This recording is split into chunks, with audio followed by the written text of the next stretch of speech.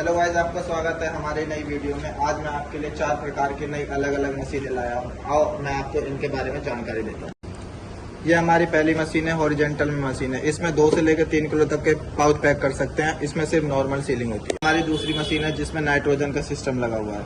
Nitrogen में आप nitrogen की हवा भर के आप अपने प्रोडक्ट की क्वालिटी और फ्रेशनेस को लंबे समय तक चला सकते हैं। आपको वर्टिकल नाइट्रोजन के बारे में बताता हूँ। ये हमारी वर्टिकल नाइट्रोजन मशीन है। इसमें भी आप 2 से 3 किलो तक के पाउच पैक कर सकते हैं। ये हमारी चौथी मशीन है जो 5 से 10 किलो तक के पाउच पैक करती है। नॉर्मल सेलिंग होती है इसमें। जैसा कि दोस्तों मैंने आपको चारों मशीनों के बारे में जानकारी दे दी है। ये चारों मशीनें MS SS दोनों में मिलती हैं। ये रिपेयर्स भी हो जाती है हमारे पास।